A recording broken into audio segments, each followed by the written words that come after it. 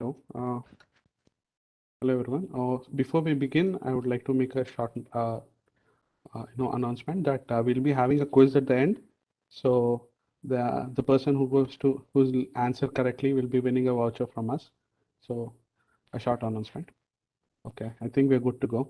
Uh, so 5 years ago, we would have never, have imagined that we would be selected in one of the premier B schools of India, much less be seated amongst, business leaders. As Forrest Gump, rightly said, life is like a box of chocolates. You never know what you're going to get. A very good afternoon to everyone present here. We, the Industrial Relationship Committee, are delighted to welcome you on for the fourth edition of the Nirmaan, the Leadership Summit of IIM Sirmaur. The topic for today's second panel discussion is leading Gen Z. As Albert Einstein said, logic will get you only from point A to B, and imagination will take you everywhere. Here to rekindle our imagination, let us introduce our esteemed panelists. Ms. Bhuvana Subramanyan, Chief Marketing Officer at Randstad India. She is an experienced marketing professional, skilled and has a strong hold in product management, integrated marketing, internal communications, corporate communication, and crisis communication. Next, we have Mr. Sudiip Goswami, the Director and GM of Dell Technologies, on the panel, an experienced business leader, strategist, and the mentor with a track record of crafting winning go-to-market strategies and delivering exceptional results. He is also part of eminent industry bodies like the American Chamber of Commerce in India and many more. Next, we have Dr. Akhil Prasad, our next panelist. He is the Director, Country Counsel India and Company Secretary at Boeing. Coming from a background of law, Mr. Prasad has held key positions in various organizations. He specializes in contracting and litigations, corporate laws, and IPOs. It fills my heart with warmth to tell you that Mr. Prasad is a dedicated social activist for over 25 years. Next, we have Mr. Sunil David, the Regional Director of India and the ASEAN region for AT&T. With close to 3 decades of experience in the IT and telecom industry, he is awarded as the India's fastest growing leaders, pride of the nation, in the 13th edition of the Asian Business and Social Forum that was held at Bangkok. For moderating the whole discussion, we finally have Mr. Puneet Jain with us, the Vice President of Clarivate and a visionary leader with 20 years of diverse experience in setting up and scaling global development centers across India and Malaysia. Now, I request Mr. Puneet Jain to initiate the discussion. Thank you, Ujwal. Greetings from Bangalore. It's a rainy and gloomy day, and I think most of the panel participants are from Bangalore, but don't worry. We're going to have a lively and energetic discussion here today. And we'll start off the discussion, as we have a power-packed panel here with us. We'll start off the discussion by asking panel members who are from leading multinational companies to talk about some of the strategies or practices that they're following in their respective organizations to attract and retain Gen Z talent, and also to ensure that Gen Z is motivated. So perhaps, Bhuvna, I could start with you, please. Sure. Thanks, Puneet. And the topic is so relevant in today's world while organizations are, kind of looking at strategy, not just generation-wise, but overall figuring out what to do and how to do it, and connecting and engaging and experience creating has become a norm in today's discussions in the boardroom, which was never before. Gen Z has taken a special place because you need to look at them slightly differently than you would, and at the same time, not let them feel that they're being treated differently as well. So that balance is really important. And at Randstad, we have something called freedom within the frame. So there is an overall structure that we have for engagement, and any strategy, any initiative that we have, it's the larger organization. It's applied to the larger organization, but each function, each opco is allowed to kind of create a customized version of that strategy or initiative itself. And for Gen Z, we have special programs like training period for a year. Once they're onboarded, there is a training period for a year, and then they can choose which function in business they would like to work with. So they're on rotation within that year, and they get to experiment as to what they would like to do in their career. And it's not written in hard stone. It is, it's not carved in hard stone.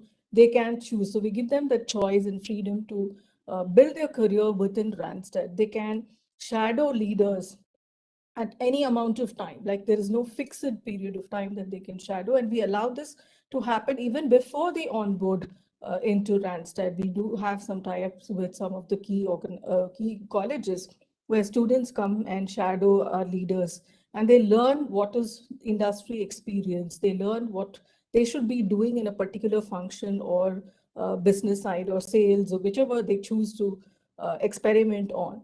And we also allow this group of people to lead key initiatives, like especially during the pandemic, right? We included them and allowed them to lead. We had initiatives like be kind to your body, be kind to your health, and happy. And we also have health and happiness initiatives. And we've seen and observed that when we given them responsibilities and the initiatives, they have done very, very well.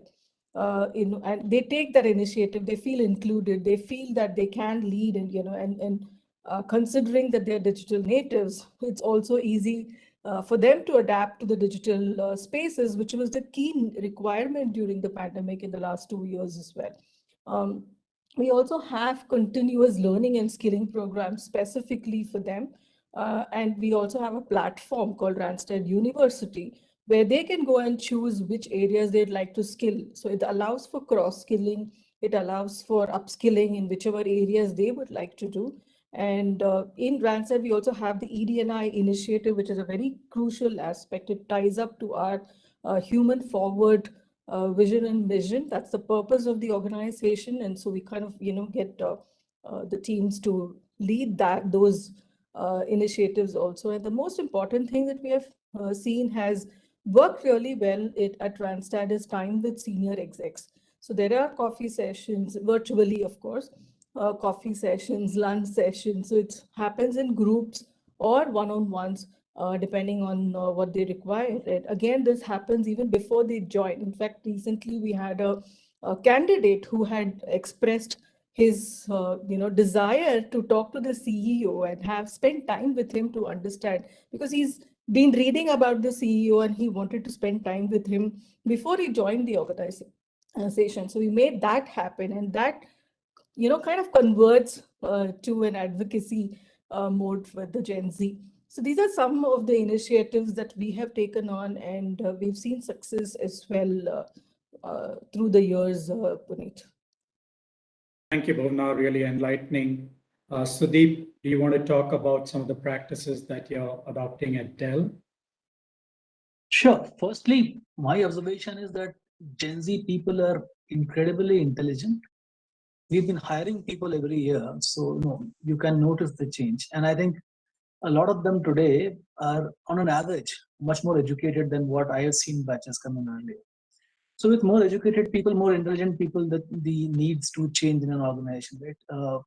A role typically does not remain a role. It has to be unboxed and looked into the nuances of everything that fits in. There are four things. See, we have, I think, hired 2 batches of Gen Z by now and formal batches through colleges and that. So I think there are 4 things I notice in this generation which we are trying to cater to. For example, I find higher than average sense of recognition to be shown and seen in that.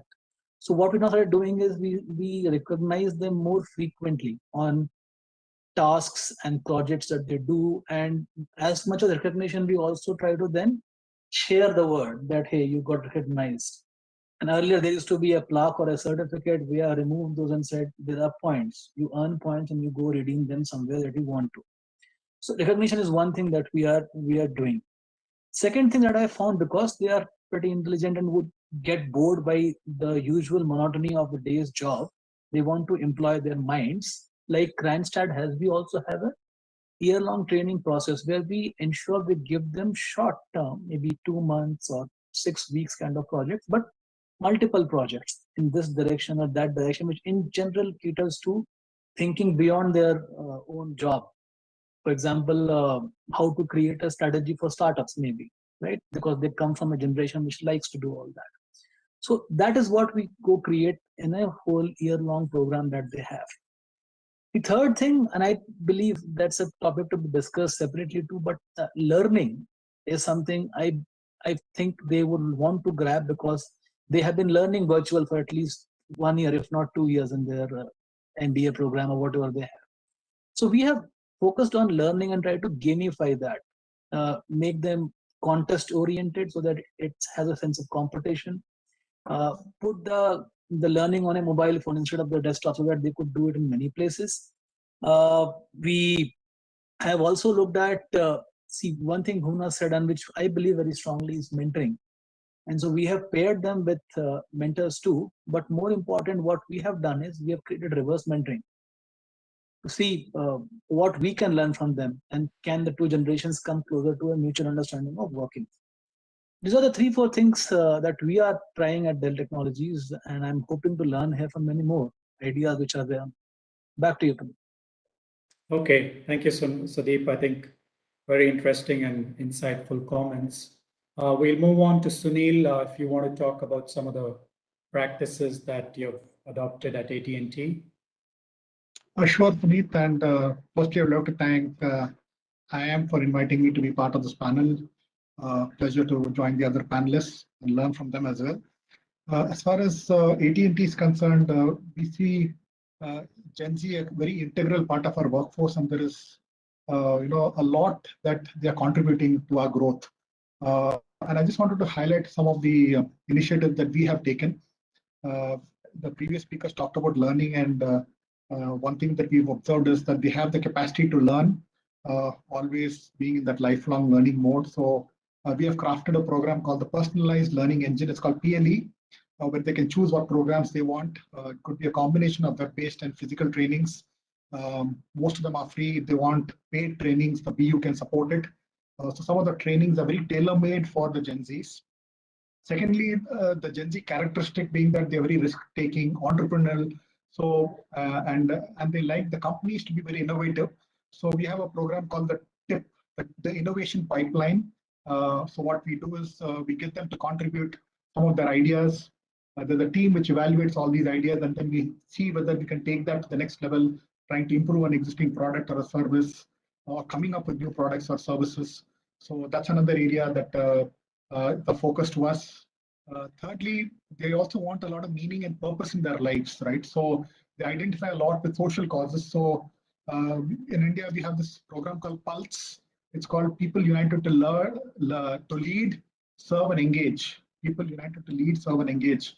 And they, get engaged in a number of social projects that we're doing in India, be it going to remote villages and imparting digital literacy programs and all that stuff. So that's another initiative that we have. And of course, we being a tech company, we have to make sure that they have the required digital tools for collaboration, right? So we make sure that we give them that opportunity, and they love to collaborate through virtual tools. Of course, they definitely prefer face-to-face, but from our standpoint, they have all the tools that are needed to collaborate with leaders. We have good programs that are associated with mentoring some of them. I myself mentored quite a few of them. So roughly, these are some of the initiatives that we have taken up from an AT&T standpoint. Thank you. Okay, thank you, Sunil. Yes, AT&T is obviously a leader in innovation, so I can understand why you're focused on innovation and also some of the social activism and diversity. That's great to know. Rohit, do we have Dr. Akhil with us? Hi, Puneet. I'm here. Okay, yeah. So do you want to talk about some of the strategies that you've adopted at Boeing to attract and retain Gen Z talent? Yeah, Puneet. So first of all, thank you to the Himalayan IIM for inviting us for this wonderful deliberation.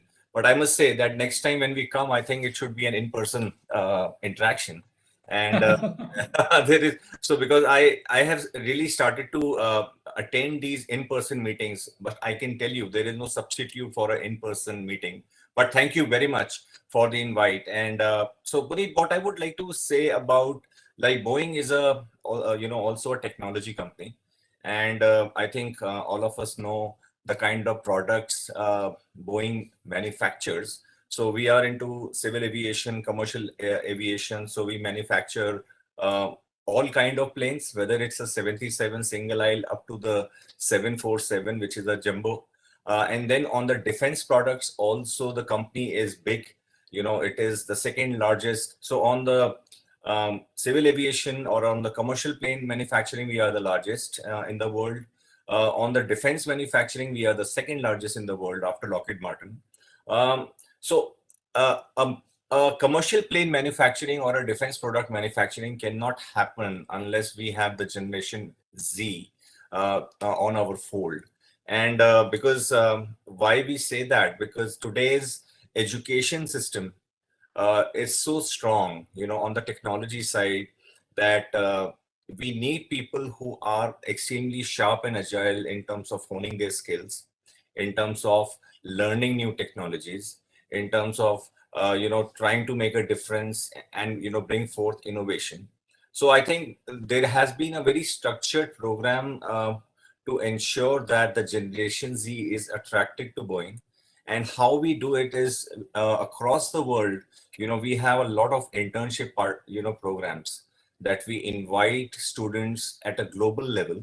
And it's not a Boeing India initiative alone, but I think the initiative is global. For the business administration students or students who are in IIM, I think the good news is that every year there are a lot of students who are selected as management graduate students, in addition to the technology students. So we have internship programs in the US where students participate at our manufacturing sites to contribute directly to the manufacturing activities. In India specifically, if you see, we have our innovation center at Bangalore, where we do a very high-end research, development, and engineering work, where we have about 2,500 engineers, out of which 2,000 are based in Bangalore, 500 are based in Chennai.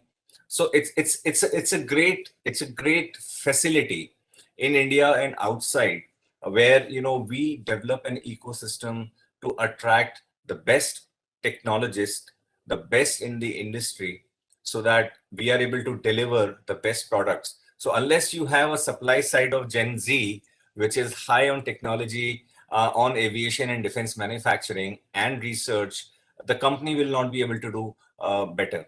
So how we do it is that we, apart from the internships, there are a lot of industry tie-ups. There are a lot of institutional tie-ups. So for example, Indian Institute of Science, IIT Delhi, IIT Mumbai, IIT Chennai, we have specialized tie-ups with them, and we do this aero modeling competitions. So one aero modeling competition just concluded last week at IIT Delhi.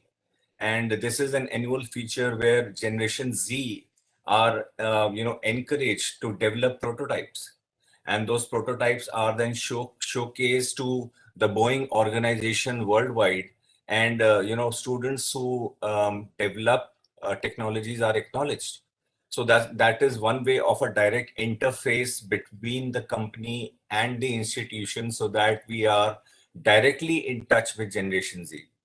And then, there are a lot of startups. So we have our own division on startup mentoring and hand holding, which we call as Horizon X.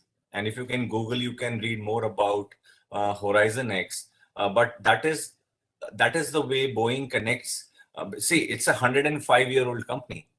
And to be a leader in aerospace and defense manufacturing, you need to have a mindset of a startup.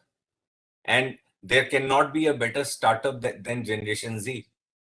So I think it's a direct interface, and this is not India. This is the global Horizon X, where we try to understand from Generation Z about the leading and emerging technologies in aerospace and defense, and we support them financially. So a lot of crisscross collaboration happens on a day-to-day basis between the company and Generation Z. And our own employees, if you see our average employee population, if you see the age, it's a very young workforce. It's just about, if my numbers are correct, so I think out of the total number of people that we have hired, the average age of a engineer in our organization could be around 27, 28 years. So it's a very young and a vibrant environment where, we rely a lot on the high potential Generation Z. But one word of caution, Generation Z, definitely all of you are very, very bright, but don't be complacent. They cannot be a generalization that innovation comes directly to Generation Z. I think what is important is you have to sharpen your skills.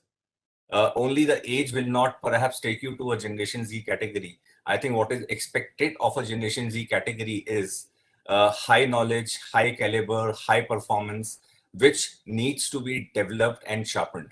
And that is what, at least I would convey at this point of time. Thank you, Dr. Akhil. Yeah, really insightful words on what Gen Z needs to do in terms of sharpening their skills and focusing on innovation. Bhuvana, when you were starting off your talk and you mentioned one of the candidates wanted to meet the CEO, I was just smiling because 2 weeks back, I read an interesting article. So this was in the New York Times, and basically there was a small startup in New York with about 20 people. So the manager in that startup had assigned the task to one of the Gen Z engineers, but the Gen Z engineer was going on leave from the next day. So you know what the Gen Z engineer did? He assigned that task to his CEO. So when the CEO got the task, first she was taken aback, but then she took it as a positive sign that, the Gen Z is willing to interact and communicate with her because she was a millennial. And I think that sort of amplifies or exemplifies what Gen Z is all about, right? They're not afraid to speak their mind. In our generation, that would have been unheard of, right? Even assigning the task back to a manager, unheard of. But I think that's what describes the beauty of Gen Z. So we'll move on. And we all know that a shift from a service economy to an idea economy changes the nature of work for Gen Z. We all know that. But given this context, how can we develop skills for Gen Z in this new era of work? Maybe Bhuvana, you want to take this question, and anyone else wants to throw some light on this? Sure, Puneet. Just going back to what you were saying about the CEO being assigned, and I was reading about how the Gen Z is baffling the other generations in the workplace. That's one. Yes. I also see it happening at home, right? The way they speak. I mean, I have a 20-year-old son at home, and the way they speak to us versus how we spoke to our elders is completely different. And that also takes a lot of unlearning for ourselves. That I think that's the beginning, and that applies to the question that you just asked on skilling as well. And I'm seeing the L&D department and the HR, unlearning the current methods of skilling Gen Z. And I think it also starts with the colleges. I mean, we have done this panels and campus teaching, right? I mean, for ages, right? It's been happening for ages, but the way it's happening today, the topics that are being discussed are very, very different from what it was.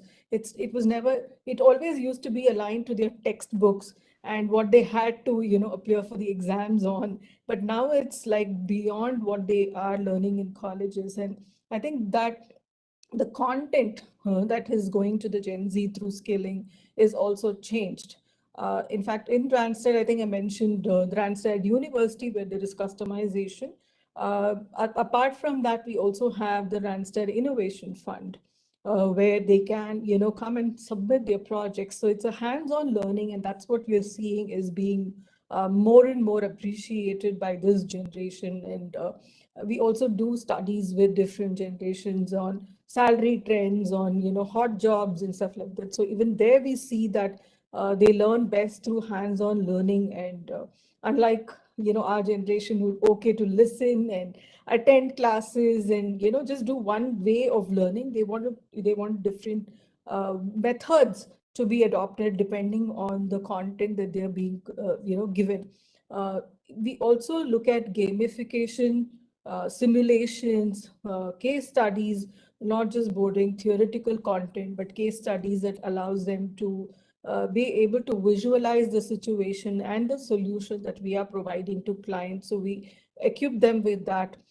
We've also seen hackathons work very well in our client side. Especially, we deal with a lot of IT clients, and there we see Gen Z, learning a lot through hackathons, challenges, skill marathons, contests also work very well with them. They're very competitive. They want to win. They want to show their talent. So that's another way of skilling that we have looked at. Combination, while there is self-learning, we've seen the combination of self-learning and hand-holding work much better than just allowing them to consume what they want to on their own and on demand. I think it was the previous generation which was very happy with on demand.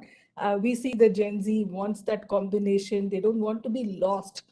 They want to know what will get them the career progression. When I mentor people in the in Randstad, the first question, I mean, sometimes it baffles me that they're starting to think about what will I do 5 years down the line. That was a question we were asked in interviews, but now I'm like, hold on, you have a lot of time to get there, figure out what you want to do now, and you guys have a lot more options, right, compared to what we had. So you can craft your career as you move along, as you you understand your strengths and weaknesses, and then you can change courses as well. There is nothing that you have to do science, or commerce or arts and engineering and doctor. That's not there anymore. So they have, and even after they join an organization, they have a lot more choice than all of us did. So that's the cross learning and that rotation, I think, is again one way of skilling Gen Z that has really helped. Social networking, we in fact have programs where we allow them to go and join groups that has cross section of people. We are across 38 countries, so that also allows us to get them together from different opcos and learn from each other as well. So we have done that. WhatsApp has actually played a very, very important role, I would say, in the last 2 years, because email is passe for them. So we kind of, have moved out of that, and we started engaging on WhatsApp, whether it is contests or whether it is even the CEO communication. Monday mantras happen over WhatsApp for us. And we also have something called the Connect platform, which is the intranet. We see a lot more Gen Z interacting there and learning and asking questions, posing their question, posing their doubts there. And we have sessions with leaders again there where leaders answer their question. We also have Ask Me Anything sessions, where again there is a learning from the leader. They're allowed to ask any question, not just on skilling, of course. The topics go across, just business, skilling. It goes across mental health. We have so many other things. Redesigning work around employee experience, I would say, is going to be the most important thing for companies if they want to not just survive, but thrive as well. And Puneet, the other thing is upskilling them or providing them that path in the early stages of their career. Is definitely very crucial, because they are into the diverse and inclusive workspaces, and you should be taking advantage of their tech savviness to be providing them content on different digital platforms. But at the same time, as I mentioned earlier, the content is really important. It has to be meaningful. It has to make sense for them. And they should be able to apply this knowledge in their day-to-day work or at some stage in their career. So they want to be told very clearly, what does this content mean for them? What does this skilling mean for them? What does this learning mean for them? And how can they apply this for their longer purpose of life itself, I would say. And the most important investment I would call out is, engaging them on social skills, the softer skills, in fact, that's not taught in textbooks, the collaboration, the learning mindset, empathy, right? These are actually more expected in organizations, and all of us know that. The attitude, in fact, when I speak to any college students and they say, what is a skill I need to learn? I always tell them, come with an open mind, come with a learning mindset. That's all we ask for, because skills can be developed at any point in your life, right? Just come with an open mind. Don't come with the attitude like, I know everything in digital, or, look at the other generations that they don't know much and we are going to be ruling this space. It's not like that. Come with an open mind, come with an attitude to learn about the organization, what the organization stands for, and learn the bigger picture. That would be my 2 bits. Okay, thank you, Bhuvana. So I think a big key takeaway is that Gen Z obviously doesn't fit into any perfect box, unlike some of the earlier generations. Sudeep, Akhil, or Sunil, you want to add anything? No, Yeah, I I think, think Sunil, yeah, yes, please go ahead. no, No, Sudeep, you please go go ahead. ahead. I have nothing to say. Okay, so what I would like to add is that in today's world, I think the expectations are different. The environment is different. What I would say that when I was exposed to computers, perhaps I was in my late 20s. But today, if a child is born, the first thing a child hears is a jingle on an iPad. So perhaps the expectation from Generation Z working with us is that things should move really fast and quick. And that is something for me to learn. That, today's world, the Generation Z reaches out to you on a LinkedIn or on a WhatsApp.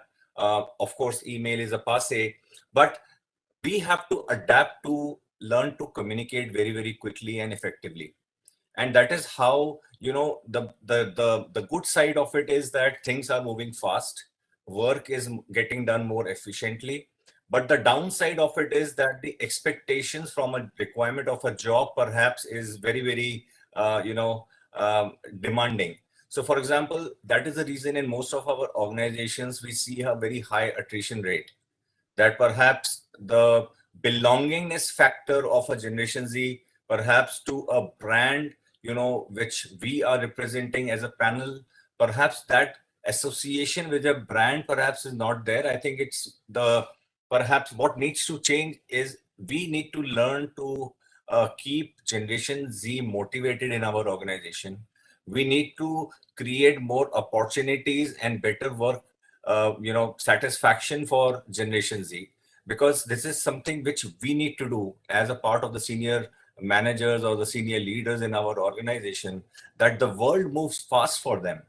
And if the expectation of a better job satisfaction is not matched with their aspiration, that is a problem that will come in future for most of our organization if we think traditionally.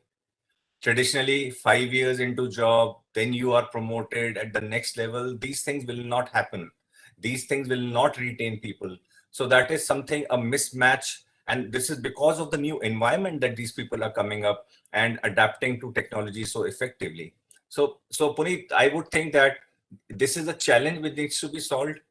This is not something which can be set aside or not thought through. I think a time has come when all organizations should need to create a global mindset in terms of treating people equally. It should not be that India has this opportunity, US has this opportunity, or Japan. I think for future, uh, a right fit should be able to travel any part of the world to do a job, and it should not be confined to a Indian engineer or a Indian MBA versus a US engineer or a US MBA. So I think a big challenge is hitting us, and we have to find a way. Hey, Puneet, That's right, Doctor. now that I have heard Akhil, maybe I thought I'll put a counterpoint here. See, this is not a specific or a unique challenge. When we joined the job organizations, we had 2 generations above us who were the leaders, right? And that time the frame was, okay, how do you see yourself in next 15 years? Now it has become 3 years or 4 years, right? At that point in time, it was paper and pen, and we were getting introduced to maybe computers, right? So I think the challenges remain same. The timeline and how do you address those have become different. Technology has become perhaps an enabler in addressing those. In our time, it was still a top-down offline mode of executing a management organization, right? So I think it's not as grave or serious as it sounds like, because it has been done earlier. Multiple generations have done that and been there, and probably we'll learn. Okay, thank you, Sudeep.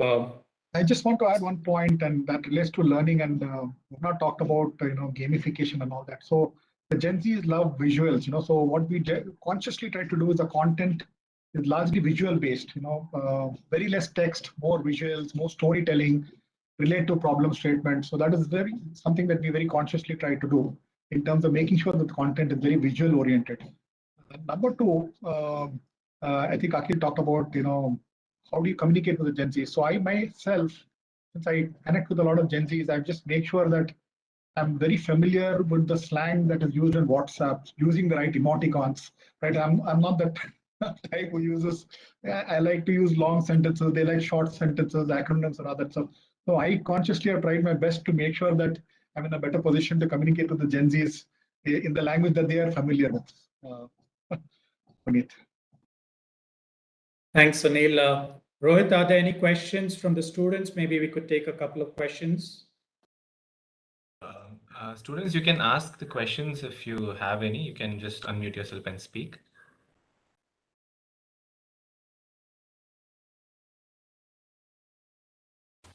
Hello, panel. A very good afternoon to one and everyone who is here for us today.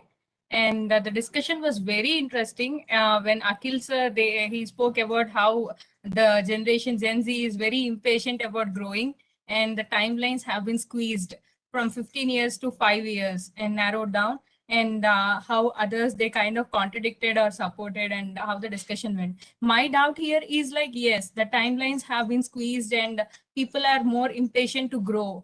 So how do you make sure whether the person is kind of actually experienced and he has all the insights about the current situation, and how do you make sure that he or she is ready to go ahead into the next, take up the next responsibility?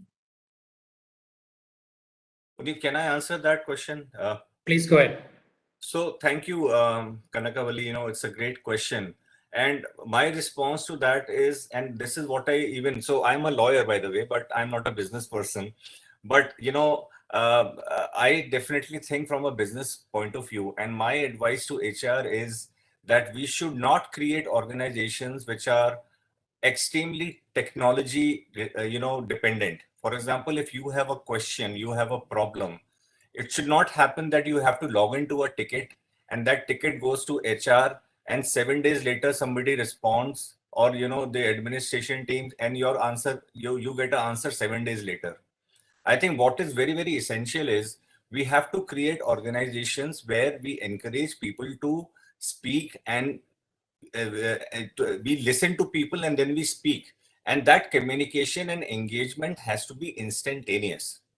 So the most difficult thing which organizations can do to its people is not listen to them, especially during a issue like a pandemic. And that is where organizations have to find a way that how are employees kept motivated, and that motivation factor is for an organization to find. And because if an intellectual capital of a generation Z is not exhausted in an organization which is a very strong brand like people we are representing on this panel, I think we are not doing our jobs properly as senior team. So we have to keep everybody constantly engaged, and that intellectual satisfaction should come from an organization, not because it's a big brand, but because of the kind of work you do, keeps you motivated and recognized. So people have to be recognized, people have to be kept motivated. We have to find projects and we have to find work which is of an international scale and an international level, because only then when you see you are participating in such projects, you will be able to find a value in that organization. And if you are intellectually satisfied, I don't think you will look out for jobs outside. And that is the most important thing which should happen, that organizations have to be extremely responsive and communicative to its, Gen Z, which is, doing a fantastic job. Yeah, I can add to that, Puneet. So, Kanakavali, first thing, I mean, the ground reality is that there is no fast route to success and progression.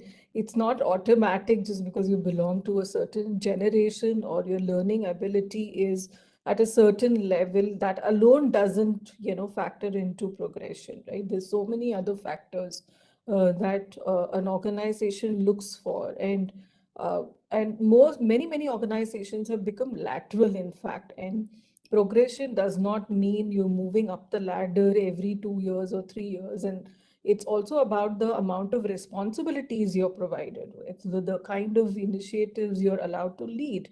And I mentioned that in my first answer as well. Like we ask the Gen Z or the younger generation to lead many initiatives like the mental health issues, which you guys are anyway passionate about, or the digitization initiatives.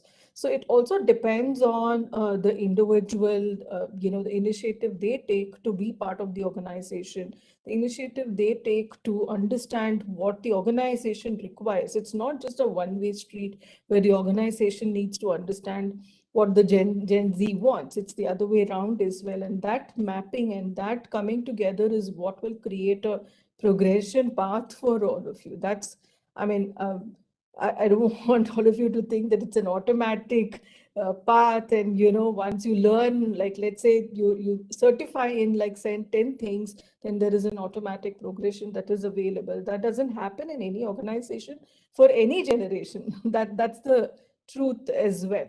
So, be there, learn, understand, contribute, be part of the organization, be part of the growth path.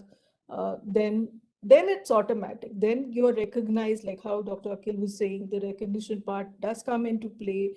There is instant recognition, there is long-term recognitions. Participate in what the organization requires, and then you're in the spotlight, and then you will get where you need to get. I just want to add one point, Kanakvali, and that is, the nature of jobs are changing. Future of work is going to be totally different. And I don't think organizations will have hierarchies. It's going to be very much more flatter going forward. Right? I think very important for Gen Zs to be a lot more flexible and more adaptable, because you're talking about the gig economy now, right? So in the future, I don't think you'll be having people signing 3-year, 5-year contracts. Gig economy will just pick up.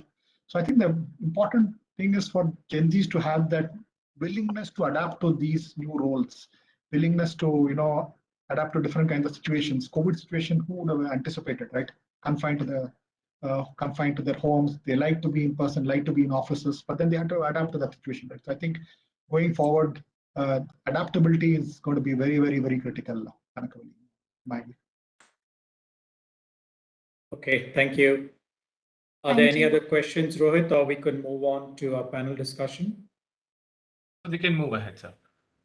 Okay, I think that was a great segue, which Sunil spoke about COVID. So I don't know if some of you have read the latest Microsoft Work Trend report that was released earlier this year.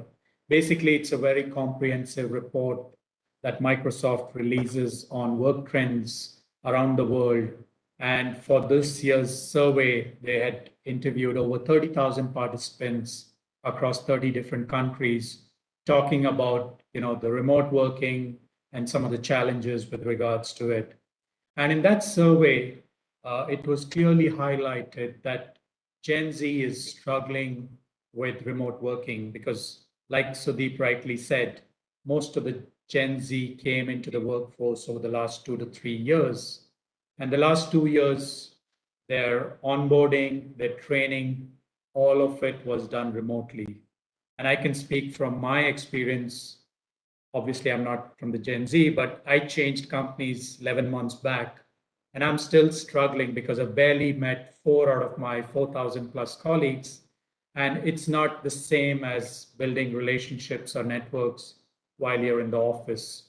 So this Microsoft Work Trend report clearly highlighted that the networks are shrinking. The relationship development is not happening for Gen Z because they've just joined a new company. And obviously, this impacts productivity, and obviously, it also impacts innovation, right? If you're not sitting face to face in companies like Boeing, Dell, AT&T, and all other leading innovation development companies, it becomes a challenge. So given this context of companies moving to this hybrid work environment, some of them saying we're going to be completely remote or giving the flexibility back to employees. Given this context, how do we ensure that the relationship building and network development is happening for Gen Z? Any one of you wants to take it up? Sudeep, you want to start off? Sure, I will try. See, these people are very comfortable with technology and screens. So it's, but why is that they probably are struggling to learn or struggling to build relationships? Because I think too much of dependence on technology.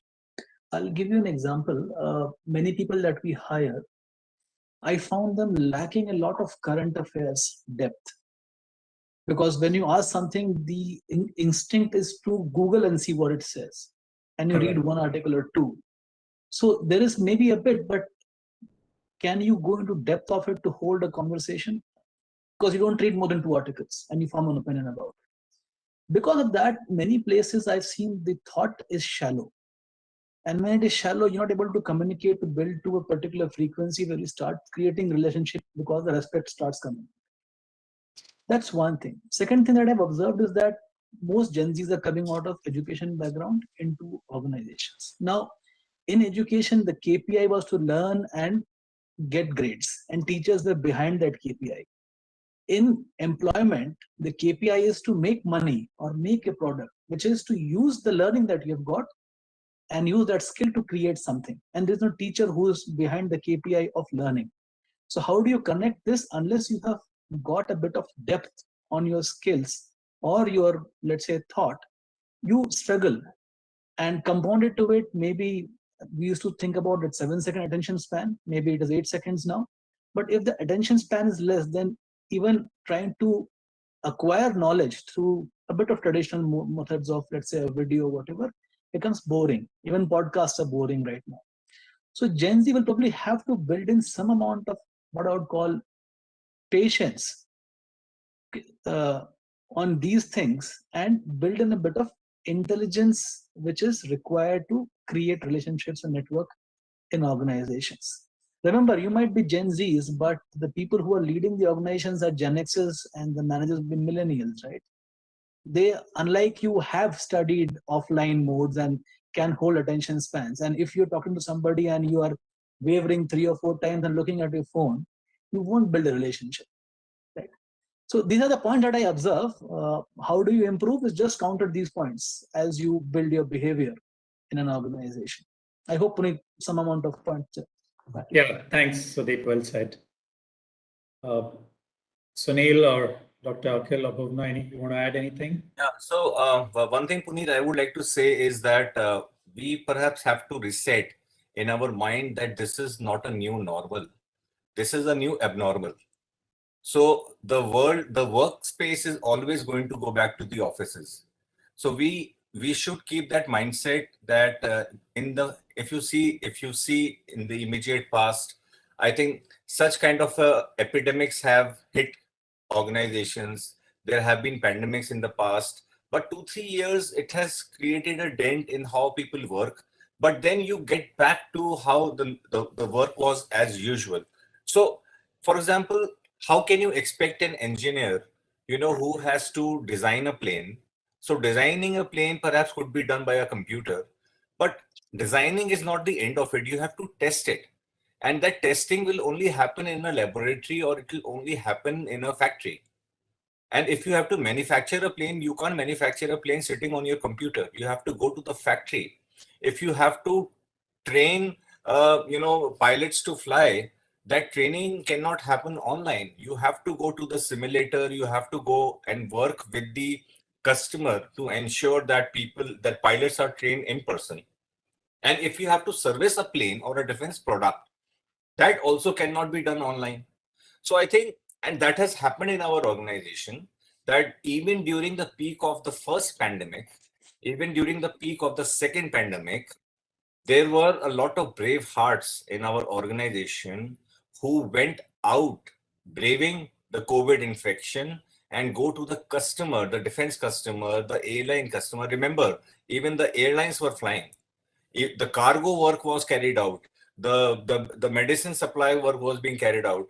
All that support had to be provided in person.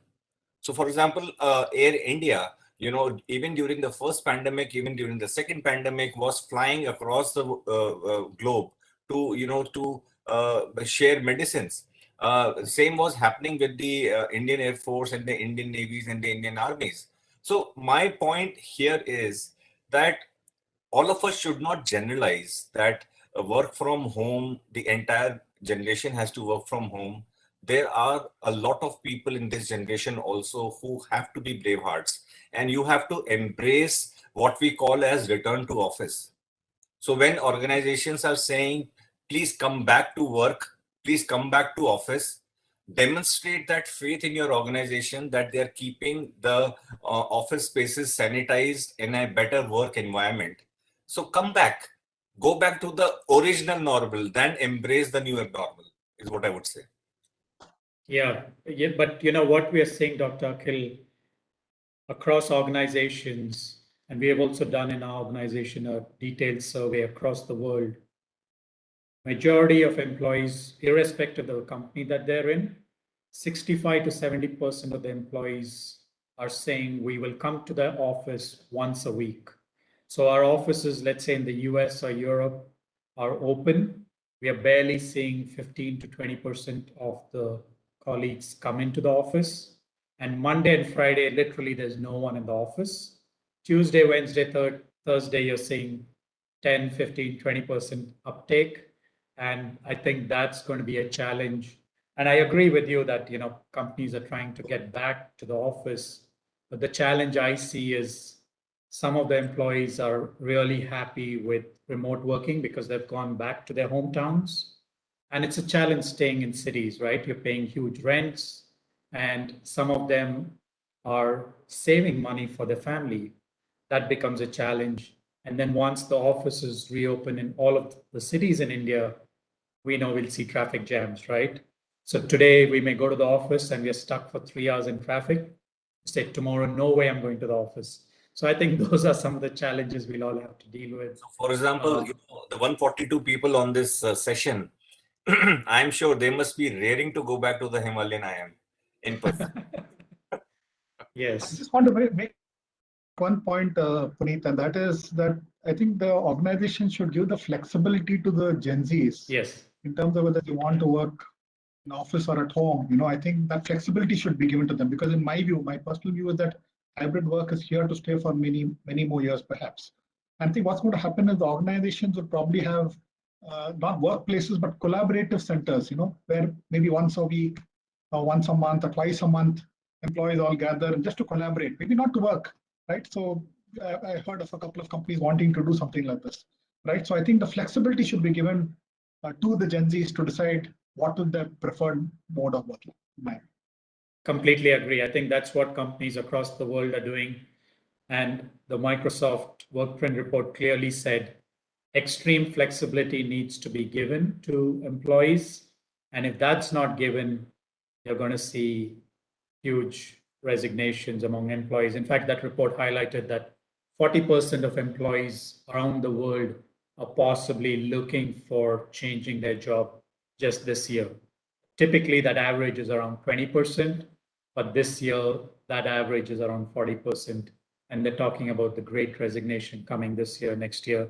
And we're already seeing it in all the major IT companies that are reporting results, right? The listed companies in India, they've all reported much higher attrition numbers.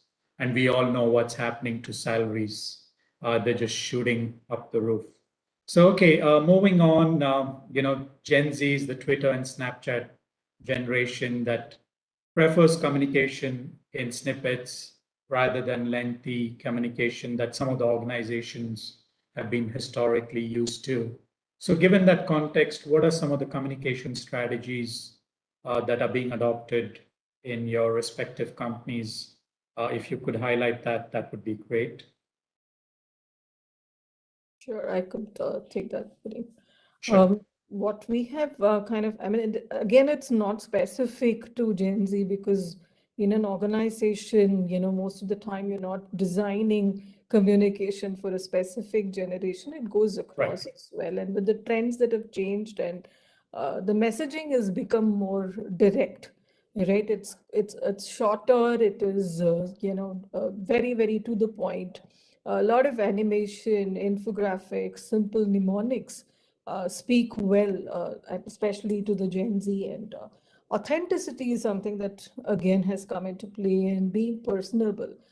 That's another trait you need to include in your communication, and that has really played a big role in Randstad. Randstad anyway has a strong brand ethos. We do put purpose over people, the human forward movement, tech in touch. We just don't talk about technology, but also considering that we deal with candidates day in and day out, and we've had to adapt to moving from a face-to-face interview to onboarding to everything digital, right? So we've had to put a very strong purpose over people kind of messaging across, and that has resonated well with Gen Z. We also have something called Randstad in Touch, where we keep asking questions relating to how do you want to learn from us, what kind of message do you want to hear. And that the balance that we in the scoring on balancing the messaging versus the content to what they want to learn is something that we have been scoring very well on. And through the pandemic, we've won many awards in this space for a lot of the campaigns. We're also a great place to work, twice certified. So it's also about kind of creating that brand, putting the brand across to the generations and saying that this is what the brand stands for. This is what you get at a great place to work, and this is how you be a part of it. And that it's not just about, I mean, Twitter is anyway passing on, that's just a comparison, but being really giving them the straight talk and pardon my French, and no bullshit, right? That's what they're looking for. And they don't want storification for the heck of it. If you go and ask Gen Z about any of the creative ads that are put out there, what stays behind? Do they really care for the creativity? Are they really interested in what the product or service does for them? You would get the latter as the answer. They're really only interested in that. And again, telling them how their life will be better by adopting your product or service is again very crucial. And what we have done is bring in humor and entertainment in the way we communicate any resource that is put out there. Even the most serious messaging, we brought in a little bit of humor there and showed them how it is aligning to their priorities. And they definitely prefer to engage with organizations that are authentically, they advocate for mental, physical, financial health, or any of the issues like social or climate. They're very strong, they have very strong political views as well. But at the same time, organizations have to balance that out in how you're putting that, by not taking sides. And and at the same time, you're able to educate them on what the social issues are and how they are, aligned to that as well. Mentoring, shadowing, as I kept mentioning earlier, and practical show and tell methods, video messages, like short video messages, not just within the organization, not just on platforms within the organizations, but also on external platforms, have really played a role. Like our Insta messages on Insta, our CEO messages on Insta. Our leadership actually speaks on, puts out short videos on Insta. Festival messages are on social media. LinkedIn plays a huge role in our organization. That's another place where we have engaged. We have created something called the brand champions within the organization, and Gen Z plays a huge role there.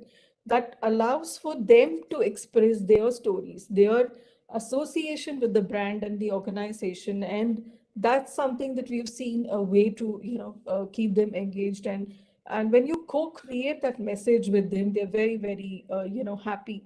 YouTube is another key platform that we have used to create that connect and impactful messaging as well.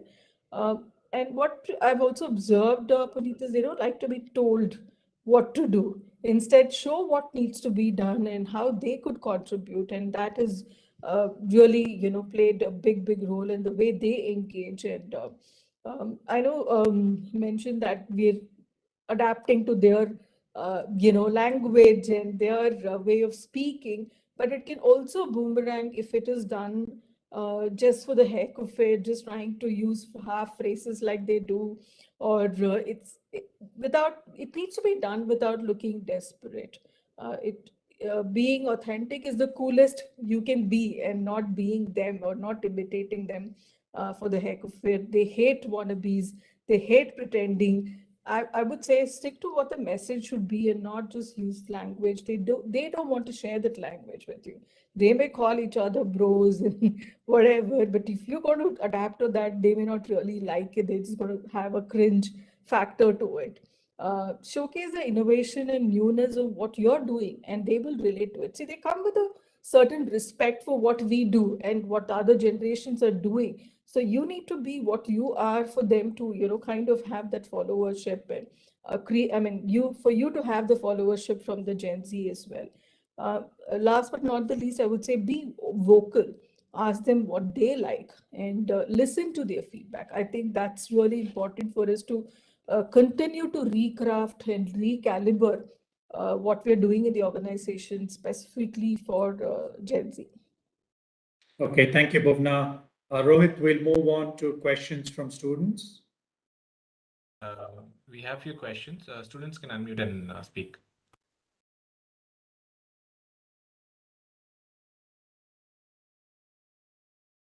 Rohit, can I go ahead? Yes, please. Yeah. So, sir, my question is to Sudeep, sir. So, sir, you had mentioned that ideally Gen Z should have depth of knowledge, patience, and attention spans. So, seeing that you have a good book collection with diverse books such as Kargil, India's Wars, and Sachin and all. So, sir, how can such diverse reading and learning material can help us develop such skills? That's my question.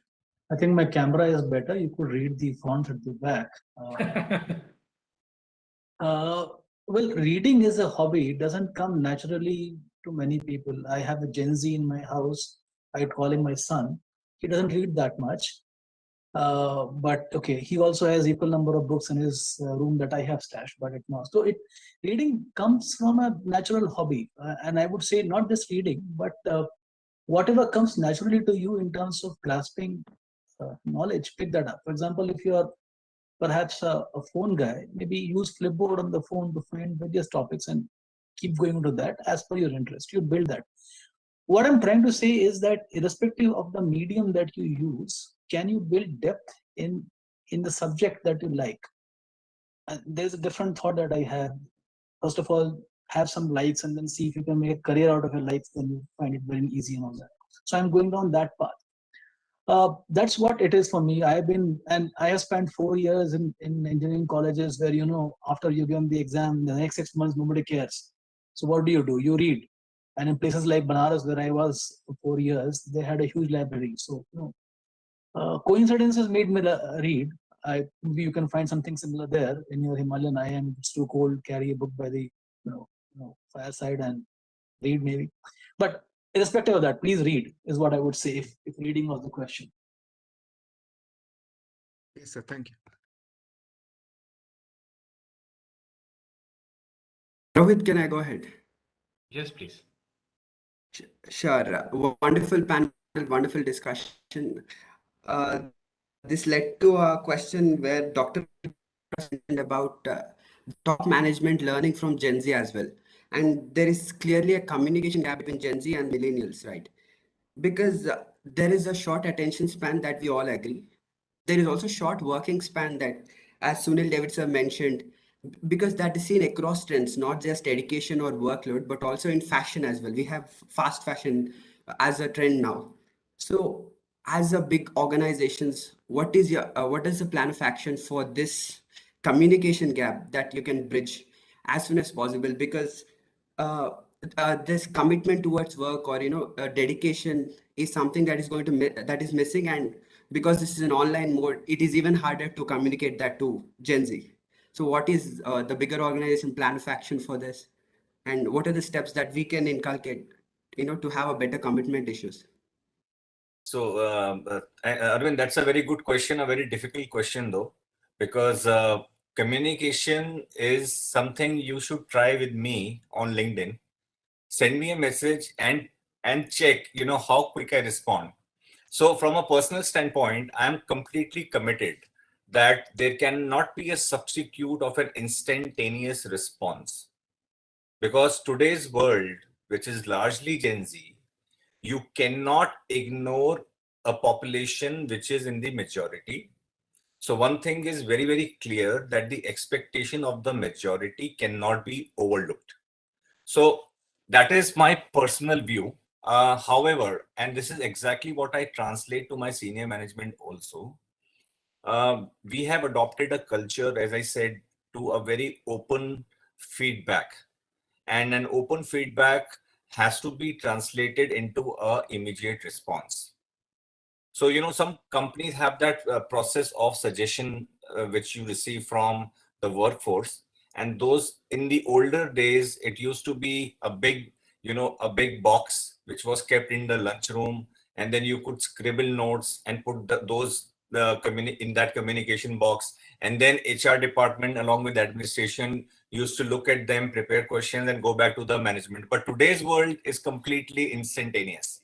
You are now expected to put it on the chat box and somebody has to respond in the organization. So that is a response which I encourage in our senior management team, that anybody who is unhappy, and that's what I said in my earlier part also, Arvind, that one person who is not responded to effectively may create a lot of problem for an organization. Because that dissatisfaction that this company does not listen to me is the worst thing we can do to Generation Z. And that is what I tell my management team, that there is no question which is good or bad. And somebody may say that the cab that I come to our work office is, it's bad. The odor is not nice. Why don't you change the supplier? And it could be something like the meals that are being served in the canteen is not good. It could be something like Google is a better place to work. It gives us more autonomy. It makes they have a table tennis table in the lunchroom. They do Zumba classes. They do, whatnot to encourage and motivate Generation Z. And that is exactly what a brick and mortar company or a aviation, tech, centric company should change. So if somebody is expecting better things, new things, cultural shift, want to come in jeans, so we can't say that all our people should come in a tie and a suit, or we should have a dress code for everybody. And this happened in my organization, because when I joined this organization, we were just about 250 people. But now in a short span of 4 years, we are 3,000 people. So the fundamental shift that we had to change was the expectation of Generation Z. So somebody wanted to come in a slipper and a jeans, on a Friday, not in Bermudas or t-shirts, of course. But then that is the expectation and the communication which had to be managed, and it had to be accepted. So that acceptance, if you are wanting to engage people of the Generation Z, it is very, very essential that you understand the aspirations and be flexible to change yourself. Rigidity will not help anybody. So that is an environment which every organization perhaps will have to create if they want to successfully employ Generation Z. If we are not, and if we are completely, rigid on our values, I think those times will not last for an organization, and it will only lead to high caliber people leaving that organization. So my point, Arvind, to your question is, it has to be the both sides. When you are shaking hands, it has to be a handshake from both sides. But it's a responsibility of the senior management of an organization to bring about that change based upon the feedback that you guys provide to us. I have a question Thank you, from sir. Kanchi now. Thank you, Rohit. So my question is from Puneet sir. In your opinion, what is a better option? A Gen Z leading a Gen Z, or a millennial leading the Gen Z? For a startup, what is the better among the two? I think there's no right answer, right? It obviously depends on the skill sets and what each one brings to the table. let's say you have a startup that's started by a 18-year-old or a 19-year-old, he could be leading a millennial. It could be vice versa, right? Or if it's a millennial who's started a startup, obviously there'll be some Gen Z working for them. So I think it all depends on the skill sets and what you bring to the table. It's not like Bhuvana was saying earlier, just being Gen Z or just being a millennial or just being a baby boomer doesn't give any of us rights or authority, right? It's what each one brings to the table. It's the skills that each one brings to the table. I think that determines what's going to happen. So can I also add, Puneet? Yeah. So Kanji, just a small reference that even Elon Musk needs a person like Professor Ramcharan, right? So, Professor Ramcharan may be in his 70s, and I had the opportunity and a fantastic opportunity to be taught by him. But one thing which amazes me, that a person who is above 70, at even this age of, I don't know, I did not ask his age, I'm just assuming. But, for that age, he has so much desire to excel. And youngsters, the Generation Z leaders, even, what he said, Mark Zuckerberg also had an appointment with him. So you can imagine, it's not that Zuckerberg will look only to a Generation Z to motivate. He is looking for somebody like Professor Ramcharan to make his organization successful. So it has to be, as Puneet rightly said, it is competency based.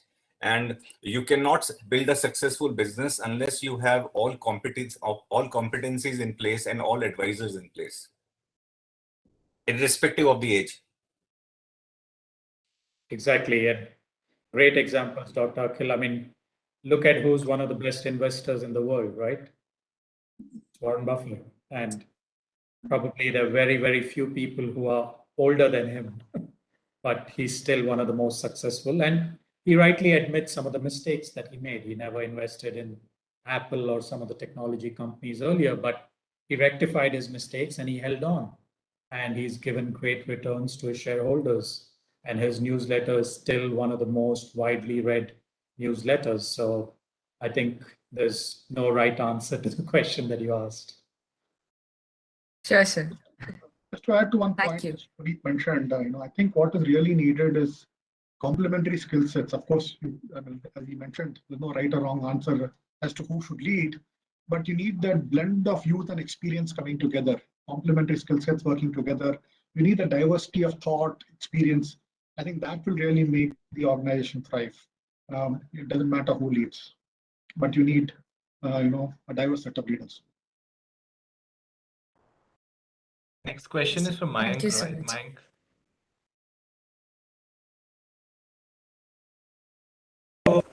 Am I audible? Yes. Yes. So my question is like, what is the biggest mistake which earlier generation made and which need to be rectified by the Gen Z to make the corporate world better? Like, there must be some mistakes made by the earlier generations. Every See, generation their own mistake, Mayank. That is okay. And I think they also try to rectify it within their own generation also.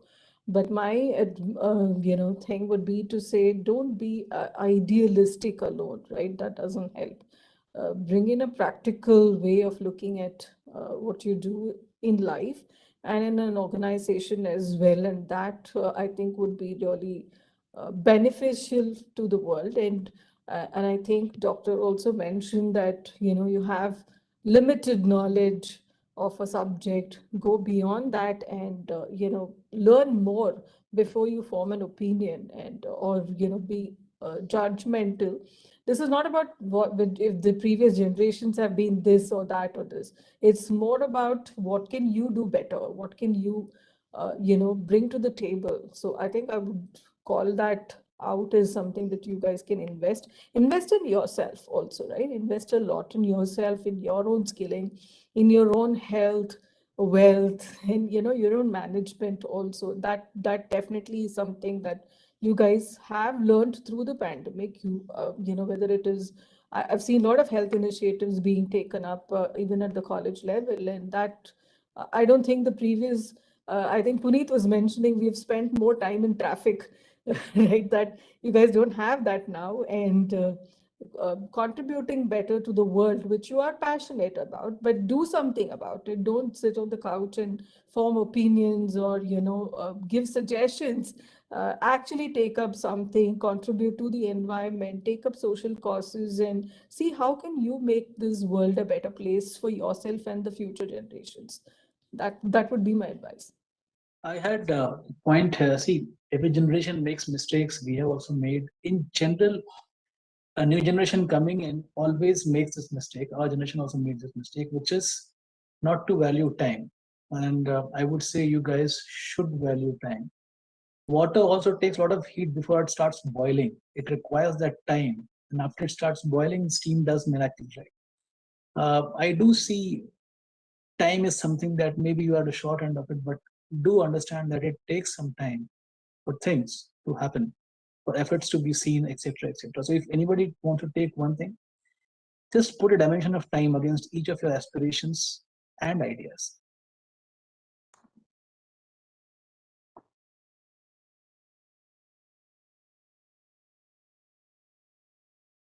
Other questions, Rohit? Confused? I myself have a question, sir. It's kind of more on the operational side. So this situation will definitely arrive 5 or 6 years down the lane when maybe I or my colleagues are working in the organization. As Ms. Bhuvana said, that people are being picked up from the college straight away as freshers. There's a situation wherein they do not exactly know the work because engineers doing mechanical engineer is being hired for an IT job. So that's the world we are speaking of right now. So they might not know how exactly to do their job right now.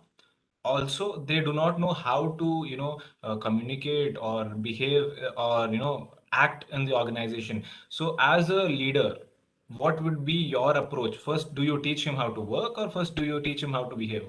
What is your take on this? Rohit, I'm going to jump in because it sounds to be one of my favorite topics. I did my BSc botany, and then I did my marketing, and then I did strategy, and in every job that I've taken up so far, and there has not been a single handover from any previous person. I've been thrown into the deep end of the pool and swam very well. And it's also about the attitude. That's what I mentioned earlier also, right? Come with an attitude. And if we don't teach you how to do the job, like it's not about, okay, do this is how, we allow you to figure out. That's where I think most organizations invest in the freshers, like whatever generation they come from. The first 1 year is definitely, or 6 months, depending on whichever organization you get into, is an experiment period for the person, the fresher, as well as for the organization. And just being open to learning itself, that attitude alone will get you where you need to. So there's no organization who's going to literally sit next to you or have a person sitting right next to you and teach you how to. It's not like in a college where you're taught the subjects, right? This is about actually putting that knowledge to use to the extent you know. They will fill in the gaps in terms of what else do you need for that particular organization, because you don't know which organization, which industry, which sector you're going to get into. So that cannot be taught from day one. It will happen over a period of time. And I think every panelist here has mentioned the word patience. You need to be patient and not, wanting to jump the gun or, jump the queue and get there and be ahead in the game. I'm not saying you should not be ahead of the game by investing the time and energy in learning and getting there. That's definitely allowed. But be patient, learn it properly, and then start applying. That would be my advice. So it doesn't matter what jobs you're being put into, just be open. Sorry. Rohit, actually, and I will say this to all of you, you guys are all doing MBAs. This is, I think, I am also an engineer who became an MBA. I think this particular degree is something that teaches you structured problem solving and on a daily basis. Your assignments and things that you do for 2 years. So don't worry about it. When you get to that stage, you will know how to solve the problem and you will solve it. The education that today you're doing is a fabulous one. Rohit, I just want to add one point, and being a technology evangelist, can't help but share this point. But today you find technology fused into pretty much every job function, right? So even a non-techie today would have to learn to work with digital tools, right? So today AI can be used in, for example, HR, probably to screen the thousands of resumes and all that. So you treat technology as a friend, right? And so what you could actually do is use tech tools to maybe do the mundane stuff, stuff which can, it takes a long time to do, get the tech tools to do that. Focus more on aspects related to creativity, thinking, and all that stuff. Technology can do all the mundane stuff. So I think what is really needed is a blend of your creativity and using the tech tools to do the normal, regular job stuff, because every job is made up of tasks, and all tasks which are very mundane, very repetitive. Today, you have enough tech tools that will be able to do all that stuff. That would be my advice to you. Thank you so much. Yeah, since we spoke about time is of the essence, and we are almost at the end of the session. I wish we had more time because I could see that the Gen Zs and the millennials are already connecting, and the distance has been shortened now. So when I was listening to you guys, I remembered my school days. Where we had a room wherein there were 20 or 25 items kept on the table. We used to walk in, look at those, and then we had a memory test of writing all those things. So, that is kind of things we had in the 90s, and now those things are kind of vanished. And it also fills my heart with warmth when I see that the leaders in the industries are saying that we need to learn from the Gen Zs. So it is, the unlearn and relearn process that is happening. And then it's a very fast-paced world, compared to 1990s and 2000 to 2010. There's been a massive change that we cannot comprehend. All the skills that people get and people take nowadays, the students, which are all the things we have, the best of the qualities we could have is being humane as possible. Like someone mentioned that the organization is moving towards the humane approach. I think it's Ms. Bhuvana who mentioned that. And speaking of which also brings us to the point of Mr. Sudeep, who said that there should be no box. The approach should be that there should be no box. Thinking out of the box is old now. There's no box anymore. And then there's also the thought of reverse mentoring, which Mr. Sudeep again mentioned. So companies, and also like Mr. Akhil also said that the companies should look up in terms of a startup's perspective, not like a age-old company. So, and we also saw about the Gen Zs thinking that they have a lot of knowledge, they have a lot of resources and all those things. That may not be always true. Like how Dr. Said about Elon Musk. Even though he is the Gen Z, he is still having an approach to the older people to get things from them. And yes, and I just want to end the session with a beautiful note, which Ms. Bhuvana said, that being authentic is the best thing one can be. Yes, and it was a wonderful session. Thank you so much for your insights. We look forward to connect to you more. Thank you so Thank much. you, Rohit. Thank you to IIM students for organizing it. I'm sure you all spent a lot of time and effort in organizing it, and wishing you all the very best. Thank you. Thank you so much. Thank you, everybody. For having Thank you. us. Have a Thank good weekend. Bye-bye. Thank you.